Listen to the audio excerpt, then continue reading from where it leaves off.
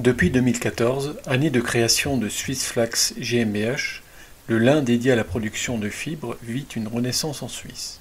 6 agriculteurs de la région bernoise du Bas-Emmental et du canton de Soleure limitrophe cultivent actuellement cette culture sur environ 6 hectares. Technique agricole en a suivi le semis et la récolte. Pour le semis, il est important de créer un lit de semences bien dense, fin mais non compacté.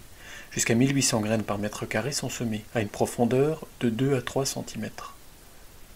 Le lin est généralement une plante peu exigeante et ne requiert que peu d'engrais.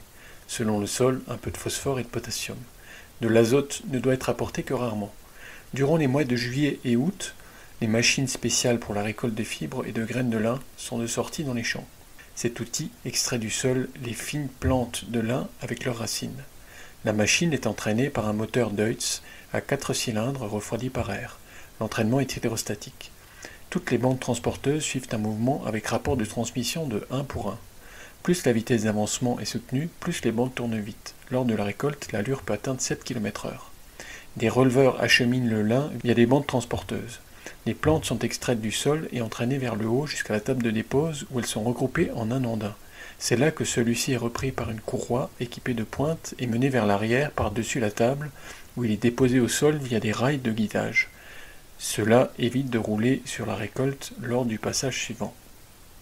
Après l'arrachage, le lin reste en andin environ une semaine.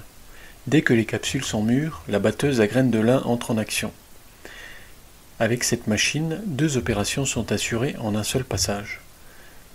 D'une part, les graines de lin sont battues et extraites hors des capsules, et d'autre part, la paille de lin est retournée une première fois. La machine reprend l'andin à l'avant via un pick-up et mène les tiges transversalement en son milieu au moyen d'une courroie à pointe, où les capsules sont alors battues dans les 2 tambours de battage. Les graines oléagineuses sont dirigées vers la trémie via les grilles des secoueurs et un ventilateur.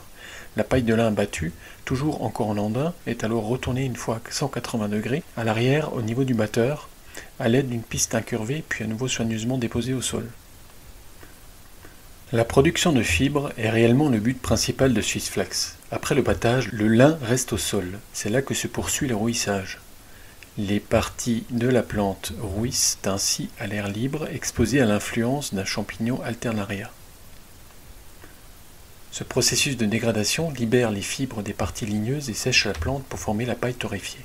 Lorsque ce processus est suffisamment avancé, la paille de lin est encore retournée 1 ou 2 fois avec cette machine avant le pressage selon le niveau d'humidité afin que la paille soit suffisamment sèche. La machine reprend l'andin au sol à l'aide d'un pick-up à doigts. Le mène à l'aide de courroies crantées au contact des barres de glissement qui le retournent de 180 degrés par-dessus la machine puis le redépose à nouveau au sol derrière celle-ci. Pour le pressage de la paille de lin, Swissflax a transformé une vieille presse à balles rondes John Deere 545 pour les défis spécifiques à la transformation ultérieure du lin. L'allure des courroies a ainsi été ralentie afin qu'un tapis le plus épais possible puisse être acheminé vers la presse. La machine a aussi été équipée d'un système de liage par ficelle particulier pour lier exclusivement la couche de paille. La transformation des balles de lin de Swissflax a ensuite lieu aux Pays-Bas pour le taillage et peignage, et en Lituanie ou en Pologne pour le filage. Ces fils reviennent ensuite en Suisse où ils sont transformés en textiles tels que chemises, serviettes ou culottes de lutte.